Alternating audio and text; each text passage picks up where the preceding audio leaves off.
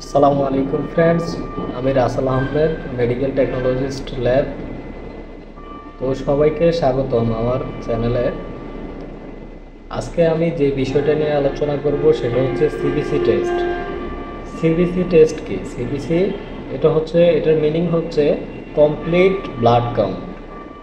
অর্থাৎ এটা আমাদের শরীরের মধ্যে রক্তের বিভিন্ন উপাদান সম্পর্কে বিস্তারিত ধারণা দেয়।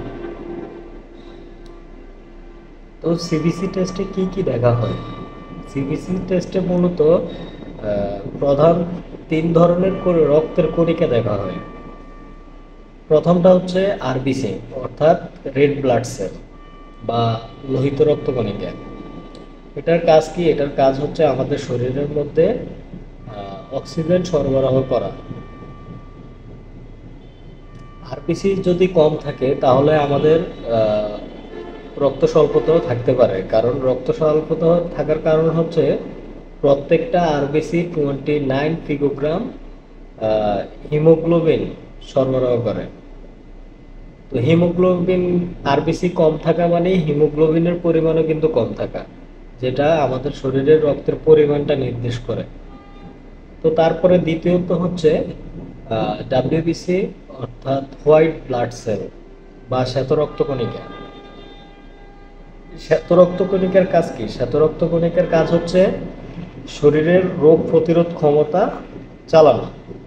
অর্থাৎ আমাদের শরীরে যদি কোনো ধরনের ব্যাকটেরিয়া, ভাইরাস বা জীবাণু, যে কোনো জীবাণু যদি শরীরে প্রবেশ করে, তখন এটা ডিফেন্স হিসেবে কাজ করে আমাদের শরীরে। ওই ব্যাকটেরিয়াকে মেরে ফেলার জন্য আমাদের ডাব্লিউবিসি কাউন্টগুলো অ্যাটাক করে। এ কারণে এটাকে ডিফেন্স বলা হয় শরীরে। তো এটা কম বেশি যদি রিপোর্টে থাকে, সিবিসি রিপোর্টে যদি কম বেশি থাকে, তাহলে বুঝবেন যে আপনার শরীরে কোনো ধরনের ইনফেকশন বা ইনফ্ল্যামেশন হয়েছে। তারপর তারপরে তৃতীয়ত হচ্ছে প্লাটিলেট।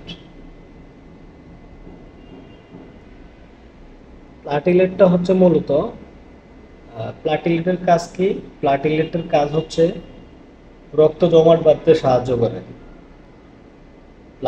আপনার শরীরের রক্তে যদি প্লাটিলেট কাউন্ট কম থাকে, তাহলে আপনার যদি ব্লিডিং, কোনো কাটা ছেঁড়া হয়, মানে হাত হাত কাটা যায় বা পা কাটা যায়, সেই ক্ষেত্রে ব্লিডিংটা বন্ধ হতে অনেক সময় লাগে।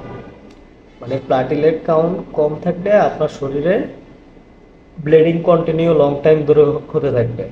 আর যদি প্লাটিলেট নর্মাল থাকে, আপনার দেখা গেছে ছোটোখাটো কোনো কাটা গেলে সেটা অল্প কিছুক্ষণের মধ্যে বন্ধ হয়ে যাবে, কারণ আপনার প্লাটিলেট কাউন্ট ঠিক আছে।